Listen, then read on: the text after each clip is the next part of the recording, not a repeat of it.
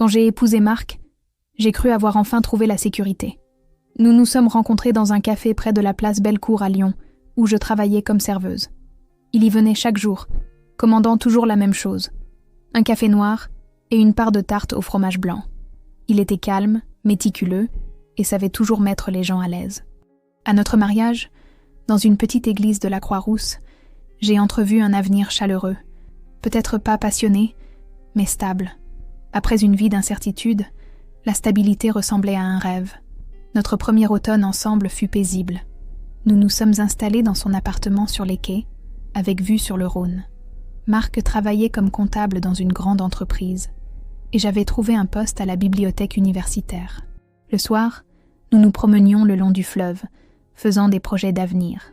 Peut-être une petite maison près de Lyon, peut-être des enfants dans quelques années. Tout semblait en ordre, comme dans ces films que je regardais adolescente. Mais quelques mois seulement après notre lune de miel à Chamonix, j'ai remarqué d'étranges plaques sur ma peau, prurigineuses, rouges, puis à vif. Au début, je les ai ignorées, espérant qu'elles disparaîtraient avec des crèmes en vente libre. J'ai acheté une pommade à la pharmacie de la rue de la République, et la pharmacienne m'a assuré que ce n'était probablement qu'une allergie à la lessive. Mais l'état de ma peau s'est propagé comme une traînée de poudre, et bientôt mes bras, mes jambes, même mon dos et mon visage furent couverts de lésions. J'avais l'impression que mon corps me trahissait chaque jour un peu plus. Au bout de 3 semaines, je ne pouvais plus le cacher. Ma peau me brûlait, et certains endroits saignaient. J'ai fini par aller voir un dermatologue au dispensaire de l'avenue Jean Jaurès. Le docteur Lefebvre a longuement examiné mes plaies, prenant des notes et secouant la tête. « Cela ressemble à une maladie auto-immune cutanée sévère, dit-elle finalement. Il faudra un traitement à long terme. D'abord des stéroïdes, puis probablement des immunosuppresseurs. » Je suis rentrée chez moi abasourdie. Marc n'était pas encore rentré du travail, alors je me suis assise près de la fenêtre, regardant le Rhône couler. Comment allais-je lui annoncer ? Nous venions à peine de commencer notre vie commune, et déjà des complications. Peut-être que ce n'est rien, peut-être que les médicaments agiront vite, me répétais-je. Quand il est entré dans l'appartement, il a tout de suite vu que quelque chose n'allait pas. « Que se passe-t-il » demanda-t-il en posant sa mallette sur la table. J'ai pris une profonde inspiration et lui ai montré l'ordonnance, expliquant le diagnostic. Ses yeux se sont rétrécis.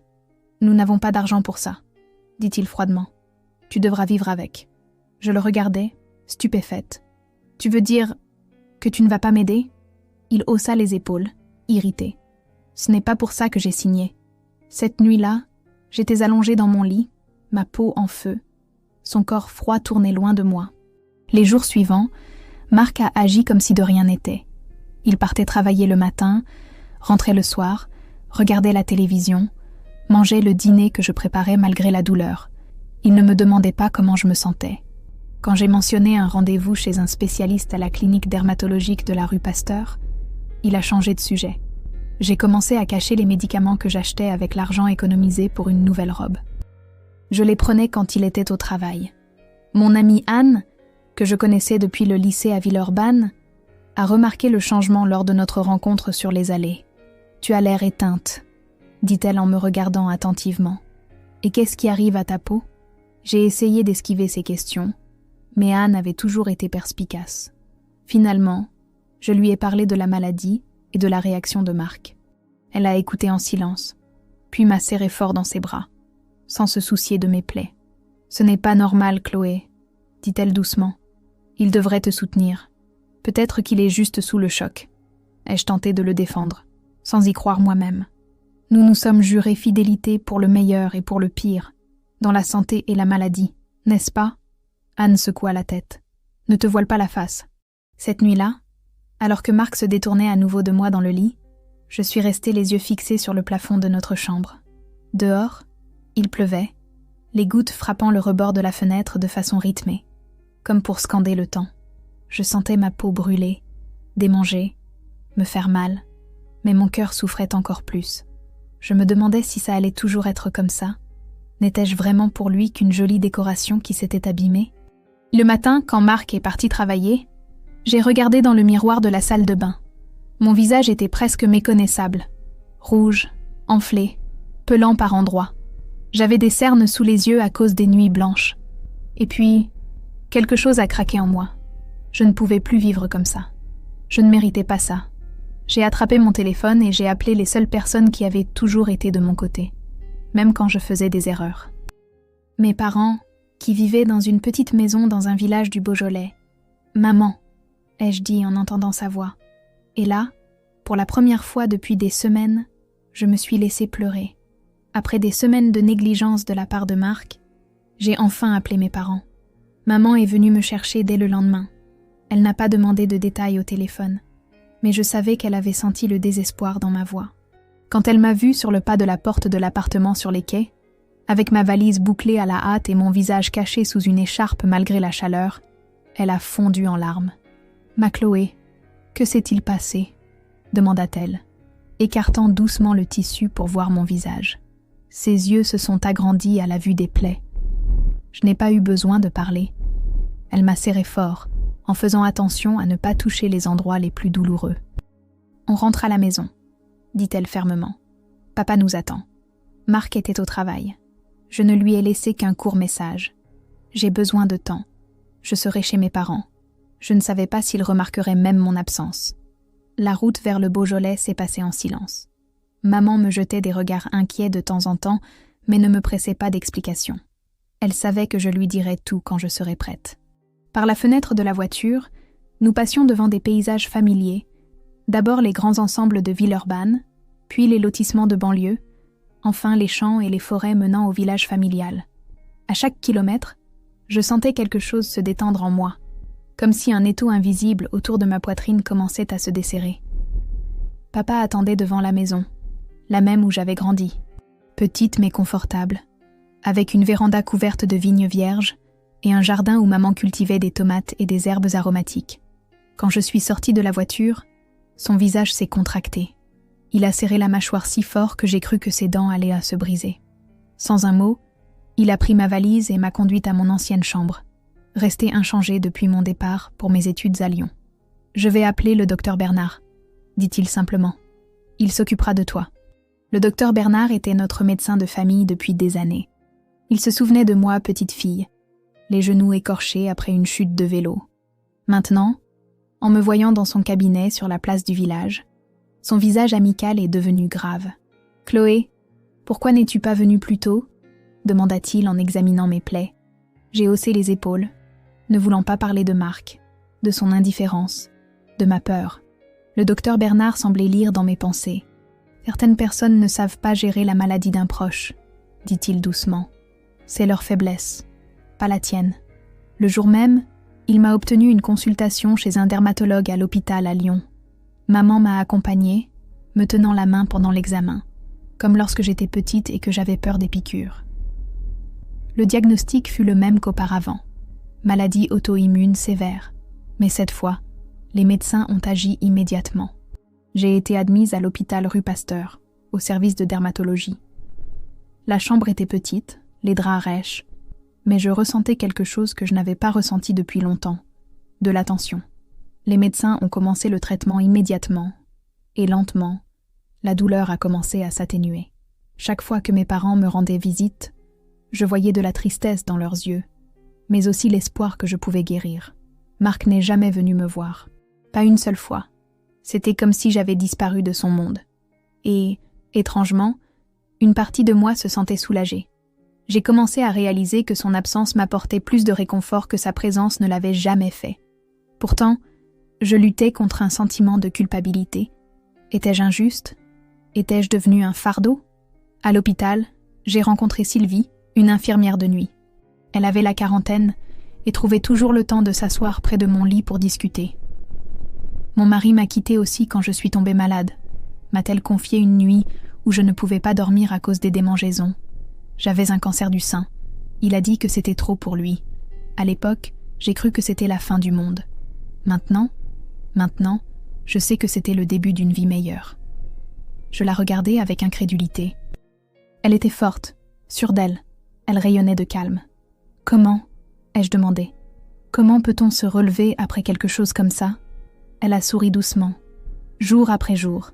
D'abord, tu réapprends à respirer, puis à marcher, finalement, à courir. Et un jour, tu te réveilles et tu réalises que tu n'as pas pensé à lui depuis 1 semaine. Ces mots sont restés avec moi. Pendant les longues nuits d'hôpital, quand la douleur était la pire, je me répétais, jour après jour. Le matin, je regardais par la fenêtre le parc de la Tête d'Or, où les gens se promenaient, couraient, vivaient leur vie.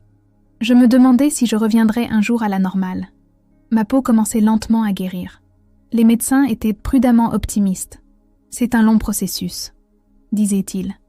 Mais nous voyons une amélioration. Chaque petit progrès, moins de rougeur, moins de démangeaisons, était une victoire. Mes parents me rendaient visite tous les jours. Maman apportait des plats faits maison, du bouillon de poule qui me faisait toujours du bien, la tarte aux prunes que j'aimais depuis l'enfance. Papa apportait des livres de la bibliothèque municipale et me lisait quand j'étais trop fatiguée pour les tenir moi-même. Leur amour était comme une ancre dans la tempête. Mon amie Anne passait après le travail, apportant les derniers potins de la ville et son énergie contagieuse. « Figure-toi, disait-elle, que Thomas du lycée a enfin demandé Monique en mariage. Après 10 ans, ils vont se marier l'année prochaine à la basilique de Fourvière. » Ces histoires me transportaient dans un autre monde, loin des murs de l'hôpital et de l'odeur des médicaments. 1 mois a passé, puis un autre. Mon corps se régénérait lentement, bien que les médecins aient averti que certaines cicatrices pourraient tout rester à jamais. Mais ces cicatrices physiques m'inquiétaient moins que les cicatrices émotionnelles. Que se passerait-il quand je sortirais de l'hôpital? Retournerais-je chez Marc? Est-ce que je voulais même y retourner? Réfléchissant à cela, je me tenais près de la fenêtre dans le couloir de l'hôpital, observant la vie qui se déroulait à l'extérieur. C'était un mardi, un matin calme. Le soleil filtrait à travers les feuilles des arbres du parc. Soudain, j'ai entendu des pas familiers derrière moi. Je me suis retournée lentement, n'en croyant pas mes oreilles. Dans le couloir se tenait Marc. C'était un mardi matin tranquille quand c'est arrivé. Je me tenais près de la fenêtre de l'hôpital, observant un arbre ployé sous le vent dans le parc de la Tête d'Or, quand la porte s'est ouverte avec fracas. Marc. Il avait l'air plus mince, plus nerveux. Ses vêtements habituellement impeccables étaient froissés, comme s'il avait dormi dedans, et il avait des cernes sous les yeux. Un instant, nous sommes restés en silence, nous regardant comme des étrangers. Je ne m'attendais pas à le voir ici, pas après toutes ces semaines de silence. « Assez de comédie » gronda-t-il en entrant dans la chambre. « Tu as fait tes preuves. Rentre à la maison. » Je n'en croyais pas mes oreilles. « De quoi parles-tu » ai-je demandé. « Je suis sous traitement. Mes médecins peuvent tout confirmer. » Mais il s'approchait déjà, son visage tordu par une colère que je n'avais jamais vue chez lui auparavant. Je connaissais Marc comme un homme calme et maître de lui. Cet étranger devant moi me terrifiait. « Arrête de jouer les victimes » siffla-t-il. Et puis, d'un geste terrifiant, il a attrapé ma perfusion et l'a arrachée de mon bras. J'ai haleté de douleur, et le moniteur a commencé à biper stridemment. Le sang coulait sur mon poignet tandis que je criais « Mais qu'est-ce que tu fais ?» Il s'est figé.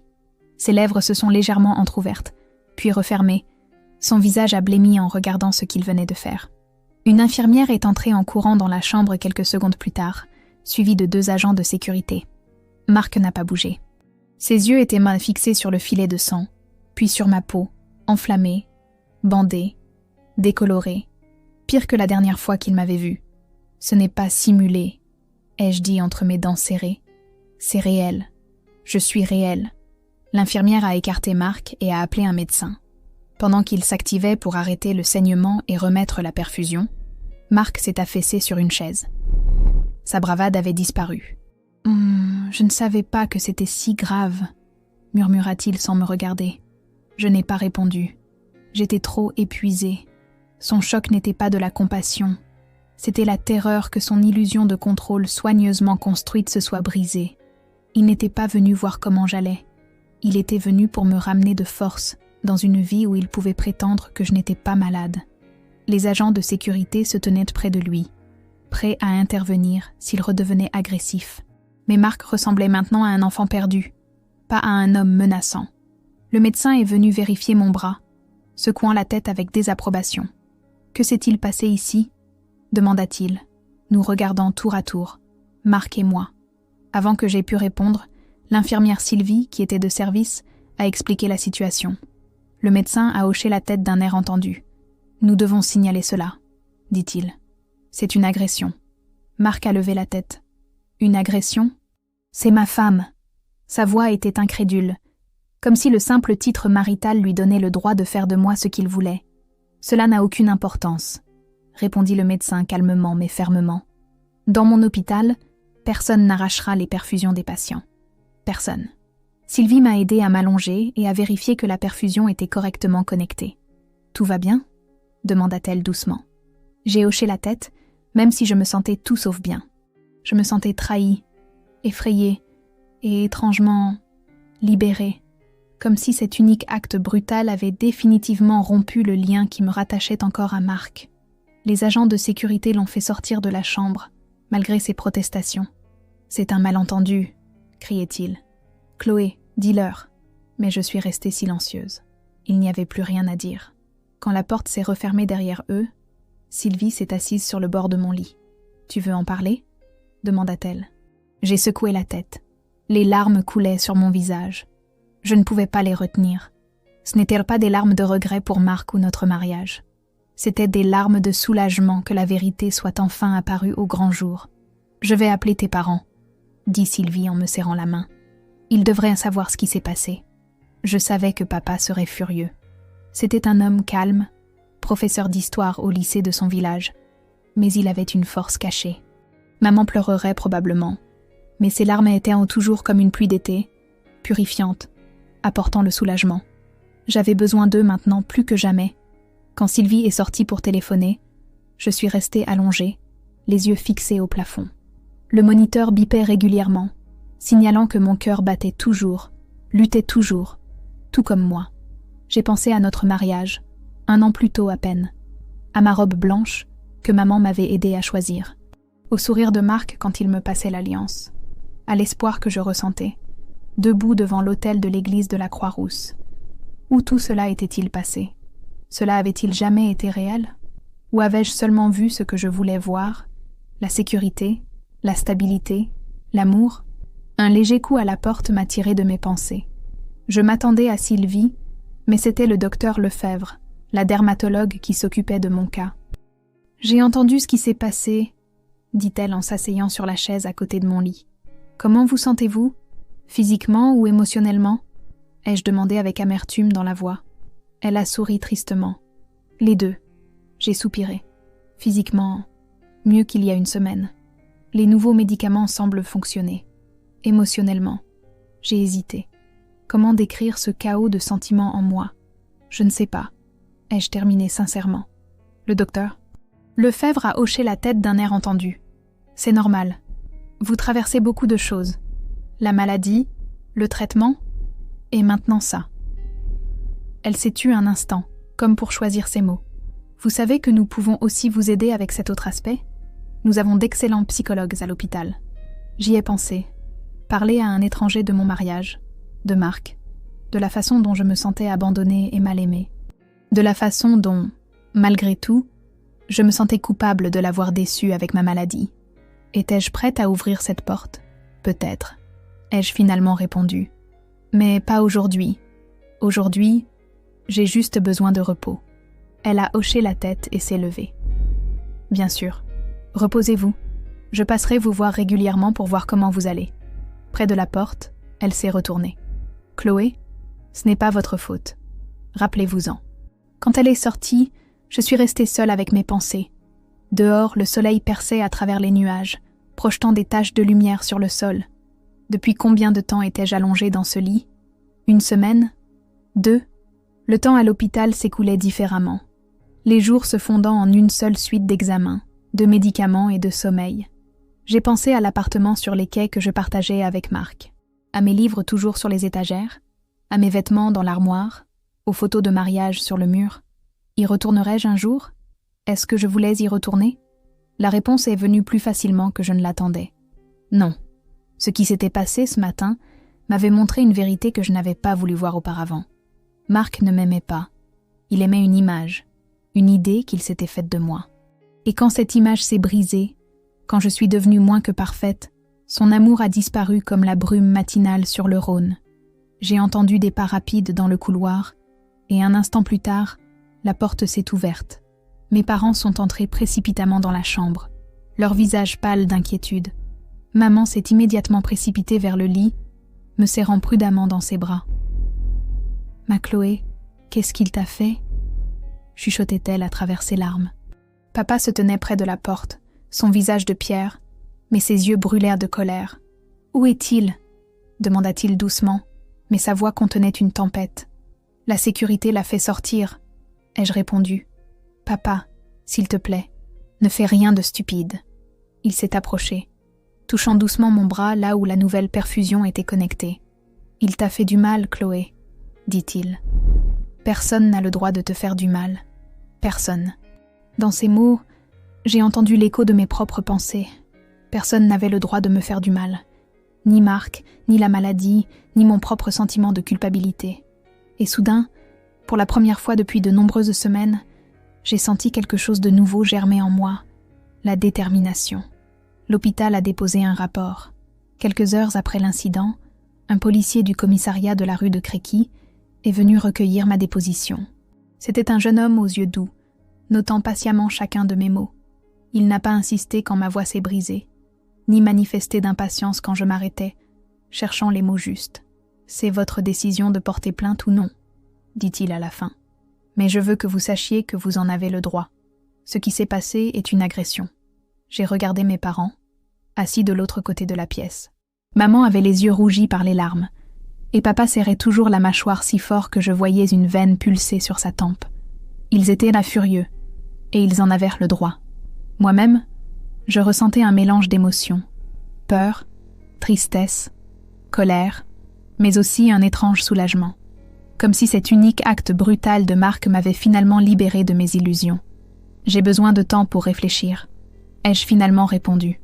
Le policier a hoché la tête d'un air entendu. « Bien sûr, vous avez le temps. » Il m'a donné sa carte de visite. « Appelez-moi quand vous serez prête à prendre une décision. » Quand il est sorti, un silence pesant a rempli la pièce. Papa s'est finalement raclé la gorge. « Chloé, il doit payer pour ça, » dit-il fermement. « Il aurait pu te blesser gravement. »« Je sais, papa, » ai-je répondu doucement. « Mais ce n'est pas si simple. »« Qu'y a-t-il de compliqué ?» demanda-t-il avec frustration. « Il t'a attaqué à l'hôpital. » Maman a posé une main sur son bras. « André, laisse-lui de l'espace. C'est sa décision. » Je regardais par la fenêtre Lyon qui s'étendait au loin. La ville où j'avais rencontré Marc, où j'étais tombée amoureuse, où je m'étais mariée. Et maintenant, où tout s'était effondré.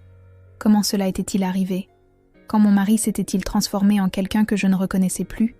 Le lendemain, Sylvie m'a apporté une nouvelle. Marc voulait me voir.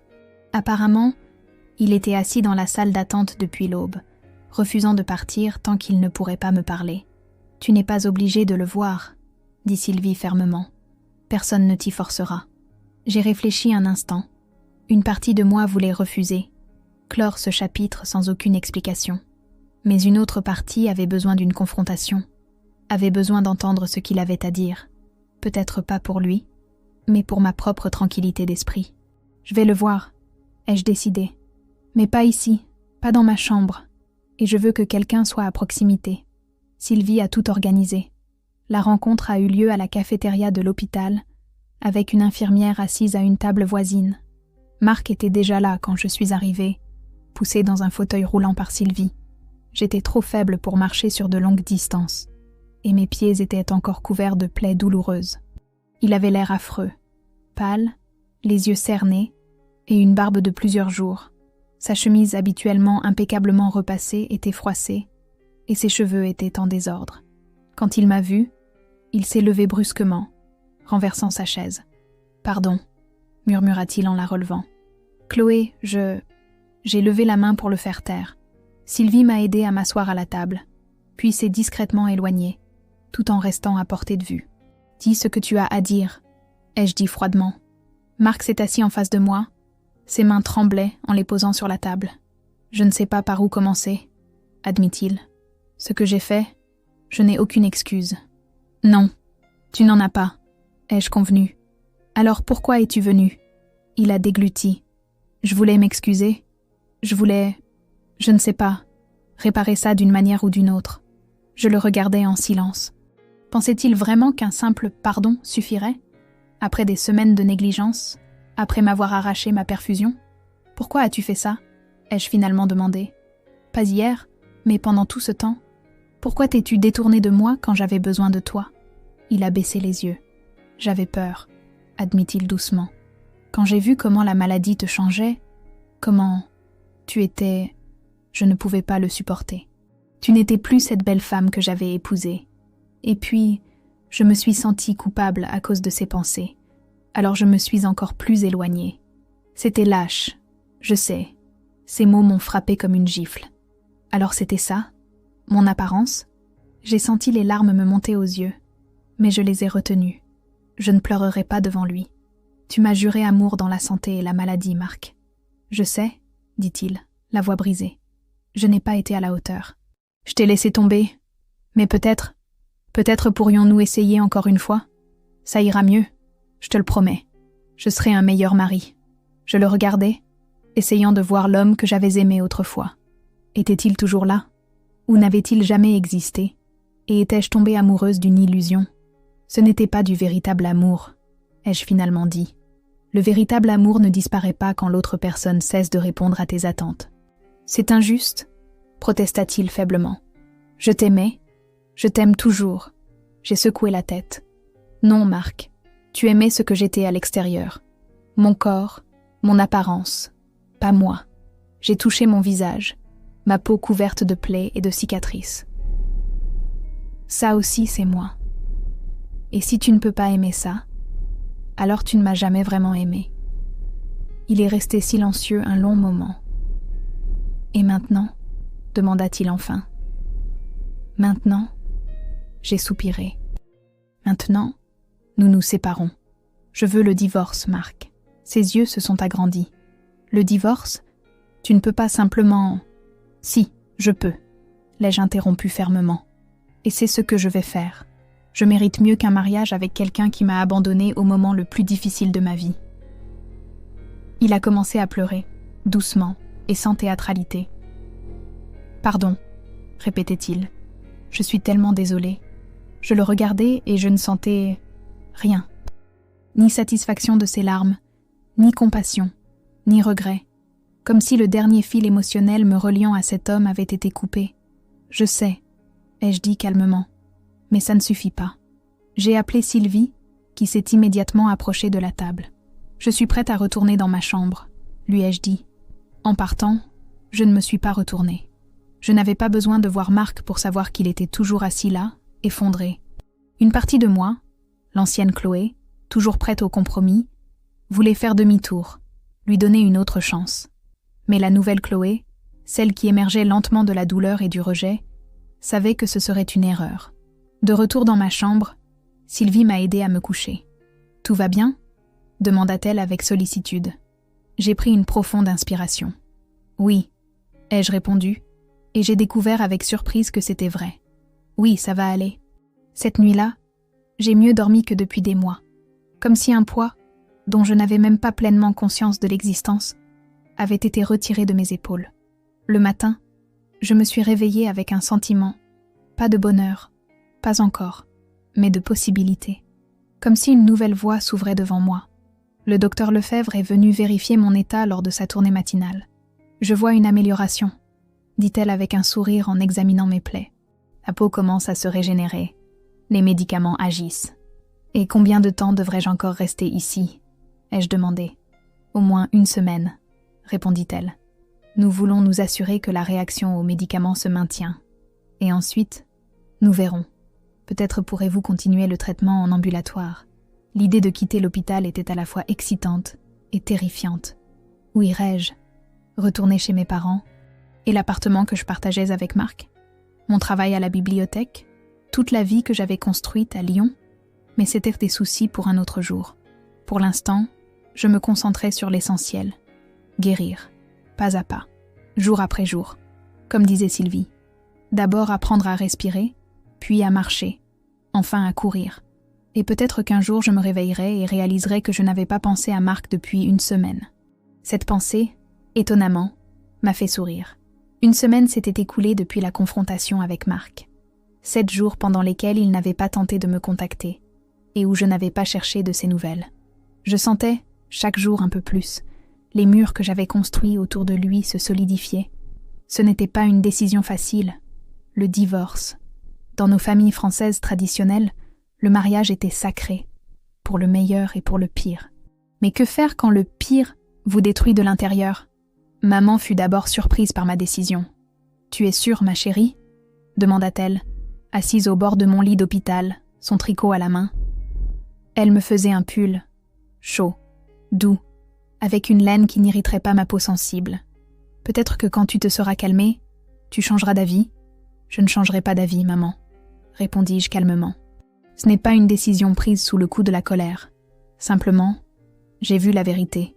Sur lui, sur nous. Elle arrêta de tricoter un instant, me regardant attentivement. « Et quelle est cette vérité, Chloé ?» Je réfléchis à comment mettre des mots sur ce que je ressentais. « Qu'il ne m'a jamais vraiment aimée, » dis-je finalement. Il aimait une idée de moi. Une jeune et jolie épouse qui correspondait à l'image qu'il se faisait de lui-même. Et quand j'ai cessé de correspondre, maman soupira, posant son tricot. « Tu sais, ton père m'a aussi déçue un jour, » dit-elle à l'improviste. Je la regardais, surprise. Mes parents m'avaient toujours semblé être un couple idéal. Papa, le calme professeur d'histoire, et maman, l'infirmière énergique qui avait quitté son travail pour nous élever, mon frère et moi. « J'étais enceinte de ton frère, » continua-t-elle. J'avais des nausées terribles, je ne pouvais pas sortir du lit pendant plusieurs mois. Ton père, il ne gérait pas bien ça. Il partait tôt, rentrait tard, il m'évitait. Papa, je ne pouvais pas y croire. Mais il est toujours si attentionné. Elle sourit doucement. Maintenant, oui. Mais à l'époque, il était jeune, effrayé. Il pensait avoir épousé une femme et en avoir eu une autre. Malade, nécessitant des soins. Un peu comme ton Marc. Elle se tut un instant. La différence, c'est que ton père a été à la hauteur. Un jour, il est simplement rentré à la maison avec un bouquet de fleurs des champs et a dit « Pardon, Cécile, je ferai mieux. » Et il l'a fait. Je l'écoutais avec un étonnement croissant. Je n'avais jamais entendu cette histoire auparavant. « Alors tu penses que je devrais donner une seconde chance à Marc ?» demandai-je, sentant mon cœur se serrer. Maman prit ma main dans la sienne. « Je pense que tu devrais faire ce que tu sens être le mieux pour toi. Si cela signifie le quitter, nous te soutiendrons. Toujours. » Je sentis les larmes me monter aux yeux. « Merci, maman, » murmurai-je. Papa fut plus direct dans son approche. « J'ai déjà parlé à un avocat, » dit-il lors d'une visite ultérieure. « Si tu veux, nous pouvons entamer la procédure de divorce dès cette semaine. »« André !» le gronda maman. « C'est la décision de Chloé, pas la tienne. »« Je veux juste l'aider, » se défendit-il. « Cet homme ne la mérite pas. » Je souris faiblement. « J'apprécie, papa. Vraiment. Mais j'ai encore besoin d'un peu de temps. » En réalité, ma décision était déjà prise. Je savais que je ne retournerais pas avec Marc. Mais il ne s'agissait pas seulement du divorce, il s'agissait de tous les petits adieux que je devais faire. À l'appartement que j'aimais, au travail à la bibliothèque que j'avais dû suspendre, aux projets et aux rêves que nous avions tissés ensemble. Le docteur Lefebvre apporta de bonnes nouvelles. Je pouvais quitter l'hôpital la semaine suivante. « Vous devrez continuer à venir pour des contrôles, » prévint-elle, « et poursuivre le traitement. Mais il n'y a aucune raison que vous restiez ici plus longtemps. » C'était à la fois un soulagement et un nouveau défi. Où devais-je aller ? Retourner à l'appartement sur les quais, où Marc attendait. Chez mes parents dans le Beaujolais, comme une adolescente rentrée à la maison après une relation ratée. La solution vint d'un côté inattendu. Anne, mon amie, en me rendant visite, lança nonchalamment. « Tu sais, Madeleine part 6 mois à Londres. Elle cherche quelqu'un pour louer son appartement. C'est près de la place Bellecour, petit mais cosy. » Je sentis mon cœur s'accélérer. « Tu crois qu'elle accepterait de me le louer ?» demandai-je. Dans mon état, Anne éclata de rire. « Tu plaisantes ? Elle serait ravie. Elle t'a toujours apprécié. Et en plus, tu es la personne la plus responsable que je connaisse. » Ainsi, un plan commença à se former. Je sortirai de l'hôpital dans 1 semaine. J'emménagerai dans l'appartement de Madeleine. Et ensuite, on verrait. Mais d'abord, je devais faire face à un autre adieu. Avec Marc. Je lui donnai rendez-vous dans un café près de l'hôpital.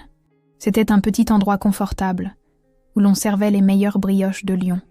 J'avais choisi un lieu public, mais calme, où nous pourrions parler sans craindre d'être entendus. Il arriva à l'heure, comme toujours.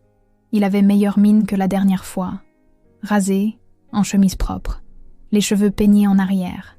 Mais dans ses yeux, je voyais encore l'ombre de ce qui s'était passé. « Merci d'avoir accepté de me rencontrer », dit-il en s'asseyant en face de moi. « Comment te sens-tu ?»« Mieux », répondis-je sincèrement. « Je sors de l'hôpital la semaine prochaine. » Son visage s'illumina. « C'est formidable. J'ai déjà préparé l'appartement. Tout sera prêt pour ton retour. » Je soupirai. Donc, il n'avait toujours pas compris. « Marc, je ne rentre pas à l'appartement. » dis-je doucement mais fermement. « Je ne reviens pas vers toi. » Le sourire se figea sur son visage. « Mais, je pensais que, après notre dernière conversation, rien n'a changé, l'interrompis-je. Je veux toujours le divorce. » Il resta silencieux un moment, fixant ses mains. « Je comprends, » dit-il finalement. « Y a-t-il quelque chose que je pourrais faire pour te faire changer d'avis ?» Je secouai la tête. « Il ne s'agit pas de ce que tu pourrais faire maintenant, Marc. Il s'agit de ce que tu n'as pas fait quand j'avais besoin de toi, et de ce que tu as fait quand j'étais la plus vulnérable. J'ai fait une erreur, dit-il, la voix brisée. Une terrible erreur. Mais une seule erreur annule-t-elle tout notre mariage ? Ce n'était pas une seule erreur, répondis-je calmement. C'était le symptôme de quelque chose de plus grand. Cela m'a montré que pour toi, j'étais seulement une image, pas une vraie personne, avec des défauts, des faiblesses, des maladies. Les larmes lui montèrent aux yeux. « Ce n'est pas ça », protesta-t-il faiblement. « Je t'aime. »« Peut-être, » concédai-je. « À ta façon. Mais ce n'est pas l'amour dont j'ai besoin, Marc. Je mérite quelqu'un qui sera à mes côtés dans les pires moments, pas seulement dans les meilleurs. » Nous restâmes assis en silence, buvant un café qui avait refroidi depuis longtemps. Dehors, il pleuvait, les gouttes coulaient sur la vitre, brouillant la vue sur la place lyonnaise. « Et maintenant ?» demanda-t-il enfin. « Je loue l'appartement d'une amie, » répondis-je. « J'y serai quelques mois, jusqu'à ce que tout s'arrange. » Il hocha la tête. « Et nos affaires ? L'appartement ? Je viendrai chercher mes affaires ce week-end, dis-je. Si tu pouvais, ne pas être à la maison à ce moment-là. » Il hocha de nouveau la tête, sans me regarder. « Et l'appartement ? Il est à nous deux. Tu peux y rester, décidai-je. Au moins pour l'instant. Plus tard, nous pourrons penser à le vendre si tu le souhaites. » Il se leva lentement, comme si chaque mouvement lui faisait mal. « Alors c'est la fin, » dit-il doucement. « Oui, » répondis-je. « C'est la fin. » Je le regardais sortir du café, le dos voûté, la tête basse. Je ne ressentis ni triomphe ni satisfaction. Seulement de la tristesse. Non pas pour lui, mais pour nous. Pour ce que nous aurions pu avoir, si la réalité ne s'était pas avérée si brutale. Cette nuit-là, allongée dans mon lit d'hôpital, j'ai pleuré. Non pas parce que je regrettais ma décision, mais parce que je pleurais la femme que j'étais lorsque j'avais épousé Marc pour la première fois. J'étais pleine d'espoir, prête à me réduire pour l'idée de sécurité. Cette femme était partie, et à sa place se tenait quelqu'un avec des cicatrices, mais plus forte, incertaine, mais plus déterminée. Je posai ma main sur mon visage, sentant sous mes doigts les irrégularités de la peau, les cicatrices qui resteraient probablement avec moi pour toujours. Mais ce n'étaient que les signes extérieurs d'un voyage intérieur. J'avais survécu, et je continuerais. Des mois ont passé. Mon traitement continuait. Ma peau guérissait lentement, centimètre par centimètre. Certaines marques sont restées et resteront probablement toujours, mais elles sont le rappel du feu que j'ai traversé. L'appartement de Madeleine s'est avéré être un refuge idéal. Minuscule, mais plein de lumière, avec une vue sur la colline de Fourvière au loin. Il se trouvait au dernier étage d'un vieil immeuble de la rue Mercière, juste à côté des quais. Chaque matin, j'ouvrais la fenêtre et j'écoutais les bruits de la ville qui s'éveillait. Les cloches de la basilique, le brouhaha des premiers touristes, le claquement des sabots des calèches sur les pavés. Au début, mes journées se passaient principalement à me reposer et à faire des visites de contrôle à l'hôpital. Ma peau nécessitait encore des soins, traitements quotidiens, crèmes, médicaments. Mais chaque semaine, c'était mieux. Les plaques rouges pâlissaient, les démangeaisons cessaient, et je commençais à me sentir plus à l'aise dans mon propre corps. Maman me rendait visite régulièrement, apportant des plats faits maison et l'attention dont j'avais tant besoin. Papa passait plus rarement, toujours avec un cadeau, un livre, un disque, parfois simplement un bouquet de fleurs des champs qui me rappelait mon enfance dans le Beaujolais. « Comment vas-tu, ma Chloé ?» demandait-il à chaque fois, m'embrassant sur le front. « De mieux en mieux, papa », répondais-je, et ce n'était pas un mensonge. Le divorce s'est déroulé avec une facilité surprenante. Marc n'a pas lutté, n'a pas compliqué les choses. Peut-être regrettait-il vraiment ce qu'il avait fait, ou peut-être voulait-il simplement en finir. Nous ne nous sommes rencontrés au tribunal qu'une seule fois, lors de l'audience. Il était assis de l'autre côté de la salle, pâle et silencieux. Quand le juge a prononcé la fin de notre mariage, il a simplement hoché la tête et est sorti sans se retourner. Je n'ai ressenti ni soulagement ni tristesse, plutôt une fermeture silencieuse de chapitre. Comme si quelqu'un avait tourné une page dans un livre que je lisais. Cette histoire était terminée, une nouvelle commençait. L'appartement que nous partagions a été vendu. Je ne voulais rien garder qui me rappellerait cette période. L'argent de la vente a été partagé à parts égales. J'ai utilisé ma part comme apport pour un petit appartement dans le quartier Saint-Georges, un quartier calme de l'autre côté de la Saône. Marc, à ce que j'ai entendu, a déménagé à Paris, où il a trouvé un nouveau travail. Et ainsi nos chemins se sont définitivement séparés. L'aspect le plus inattendu de ma nouvelle vie fut le travail. Je ne pouvais pas retourner à la bibliothèque universitaire. Trop de souvenirs, trop de risques de rencontrer des connaissances communes. Au lieu de cela, sur l'initiative d'Anne, j'ai commencé à animer de petits ateliers d'écriture pour enfants à la MJC de la Croix-Rousse. « Tu as toujours aimé écrire », m'avait convaincue Anne. « Tu te souviens de toutes ces histoires que tu inventais au lycée ? Tu étais vraiment douée pour ça. » Au début, j'étais sceptique. Les enfants n'auraient-ils pas peur de mon visage, encore marqué par la maladie ? Les parents n'auraient-ils pas d'objection ? Mes craintes se sont avérées infondées. Les enfants étaient naturellement curieux. « Qu'est-ce qui vous est arrivé au visage, madame ?» demandait-il sans détour. Et quand je répondais simplement « J'ai été malade, mais maintenant ça va mieux », ils l'acceptaient sans ciller et passaient à des sujets plus importants, comme la prochaine aventure du héros qu'ils avaient inventé. Avec le temps, les ateliers sont devenus la partie la plus agréable de ma semaine. J'adorais observer les enfants découvrir la joie de créer, voir leurs yeux s'illuminer lorsqu'ils trouvaient le mot juste ou inventaient un rebondissement inattendu. Leur imagination sans limite était comme une bouffée d'air frais après des années passées parmi les volumes poussiéreux de la bibliothèque. L'un de mes élèves préférés était Antoine, un garçon de 10 ans avec une tignasse de cheveux roux et une imagination débordante. Il créait des histoires de pirates de l'espace, de royaumes sous-marins et d'animaux parlants avec une telle facilité que je me demandais parfois s'il ne voyait pas vraiment ces mondes. « Madame Chloé » me demanda-t-il un jour après l'atelier. « Et vous aussi, vous écrivez des histoires ?» Je souris, surprise par la question. « J'en écrivais autrefois, » admis-je. « Il y a longtemps. Et pourquoi avez-vous arrêté d'écrire ?» Je réfléchis à la réponse. Pourquoi avais-je arrêté ? Parce que j'avais grandi ? Parce que la vie était devenue trop compliquée pour des histoires inventées ? Ou avais-je simplement oublié ce que c'était que de créer quelque chose à partir de rien, à partir de la pure imagination ?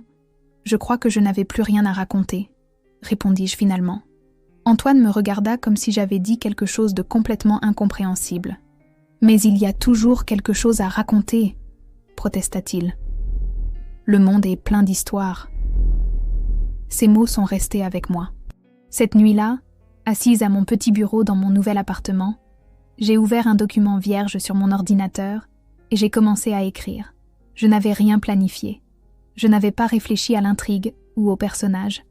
J'ai simplement laissé les mots couler. Et à ma grande surprise, ils ont coulé. J'écrivais sur la maladie, sur la peur, sur la trahison et l'abandon, sur la perte et la redécouverte de soi. Ce n'était pas une histoire facile à écrire, mais à chaque mot, je sentais quelque chose se libérer en moi, comme si des émotions longtemps refoulées trouvaient enfin un exutoire. J'ai écrit toute la nuit. Quand j'ai terminé, le soleil se levait déjà sur Lyon, colorant le ciel de traînées roses et or.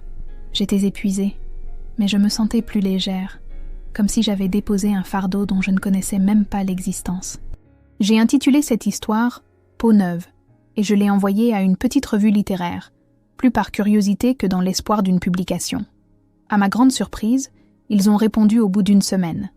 Ils voulaient la publier. De plus, ils voulaient d'autres de mes textes. Et ainsi, presque par hasard, j'ai trouvé une nouvelle passion, un nouveau but. J'écrivais le soir, après les ateliers avec les enfants, souvent tard dans la nuit. La plupart de mes nouvelles étaient fictives, mais elles contenaient toujours un grain de vérité, une partie de mon expérience transformée par l'imagination. Un soir, alors que j'étais assise dans un petit café près de la place Bellecour, travaillant sur une nouvelle histoire, un homme s'est approché de moi. Il était grand, avec des tempes légèrement grisonnantes et un sourire amical. « Excusez-moi, dit-il. Est-ce vous qui avez écrit « Peau neuve » dans le dernier numéro de Lyon littéraire ?» Je sentis le rouge me monter au visage, toujours marqué de cicatrices, bien que moins visible. « Oui, admis-je. C'est moi. Je suis Pierre, » se présenta-t-il en tendant la main. « Je suis éditeur aux éditions Lumière, et j'aimerais vous parler d'un livre. » Ainsi commença un nouveau chapitre de ma vie. Le livre, un recueil de nouvelles inspirées de mes expériences, fut publié 1 an plus tard. Il n'est pas devenu un best-seller, mais il a trouvé ses lecteurs. Je recevais des lettres de femmes qui avaient traversé des expériences similaires, qui avaient aussi été abandonnées dans la maladie, qui avaient aussi dû réapprendre à s'aimer. Peut-être que cela ressemble à un conte de fées, de la maladie et de l'abandon à une nouvelle vie, une nouvelle passion, peut-être même un nouvel amour. Pierre et moi nous voyons toujours pour un café, discutant de littérature et de la vie, mais la réalité est rarement en noir et blanc. J'ai encore des jours où je déteste mon reflet dans le miroir, des jours où je me demande ce qui se serait passé si Marc avait agi différemment, des jours où je me réveille en hurlant, rêvant de l'hôpital et de la perfusion arrachée, mais ces jours deviennent de plus en plus rares. Chaque mois, il y en a moins, et je sais maintenant que les cicatrices, celles sur la peau et celles dans l'âme, font partie de moi. Elles ne me définissent pas, mais elles me rappellent ce que j'ai traversé et que j'ai survécu. Aujourd'hui, quand j'aperçois mon reflet dans une vitrine, je vois quelqu'un que je commence à reconnaître. Pas la femme que Marc voulait, ni même celle que j'étais autrefois. Quelqu'un de complètement nouveau. Quelqu'un qui a survécu. Et à partir de maintenant, je ne m'excuserai plus jamais pour l'espace que j'occupe, pour l'aide dont j'ai besoin, ni pour la vérité de mon corps. J'ai survécu à ça. Je l'ai mérité. Chaque fois que mes doigts touchent le clavier, que je raconte une autre histoire de perte et de retrouvailles, je sens mon âme s'élargir. Comme si je remplissais ma nouvelle vie, ma nouvelle peau. J'ai adopté un chat, noir, avec une tache blanche sur la poitrine en forme de croissant de lune. Je l'ai appelé Cosmos, parce que ses yeux sont comme 2 univers, profonds, mystérieux, pleins d'étoiles. Il m'accueille à la porte quand je rentre des ateliers, se blottit contre moi la nuit quand j'écris tard. Sa présence est silencieuse, mais constante. Il n'exige pas de moi que je sois quelqu'un d'autre, n'évalue pas mes cicatrices, ne pose pas de questions sur le passé. J'ai cessé de vérifier si Marc avait appelé. Il n'appelait pas, et c'était très bien ainsi. Nos chemins s'étaient séparés et ne se croiseraient probablement plus jamais.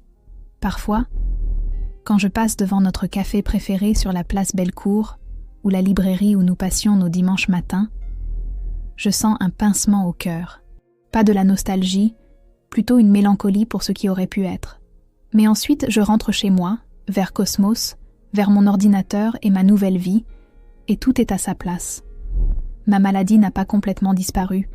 Les médecins disent que je devrais faire attention toute ma vie, qu'elle peut revenir à tout moment.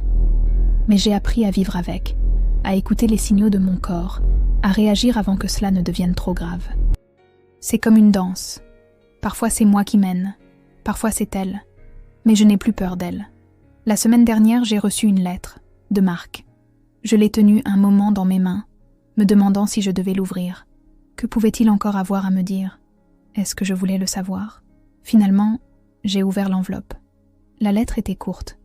Il écrivait qu'il déménageait définitivement en Australie, où il avait obtenu un poste dans une entreprise internationale, qu'il regrettait ce qui s'était passé, qu'il espérait que j'étais heureuse, et qu'il avait lu mon livre. « Tu avais raison », écrivait-il à la fin.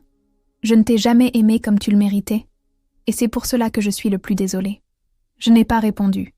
Ce n'était pas nécessaire. Notre histoire était terminée. Chacun de nous avait pris son propre chemin. Je lui souhaitais bonne chance, où qu'il soit, quoi qu'il fasse. Mais ma vie était ici, à Lyon, avec Cosmos, avec mes ateliers et mes histoires. Le soir, quand je suis assise à mon bureau, écrivant une autre histoire, j'aperçois parfois mon reflet dans la fenêtre. Et je me souris, à cette nouvelle Chloé, née des cendres de l'ancienne, plus forte, plus sage, avec des cicatrices, mais aussi avec une beauté que je ne percevais pas auparavant. Mon histoire n'est pas une histoire d'amour typique. Elle ne se termine pas par un grand mariage ou un baiser sous la pluie, mais c'est une histoire d'amour, malgré tout, sur l'amour de soi, que j'ai dû découvrir en moi, sur un amour qui a survécu au feu et en est sorti plus fort.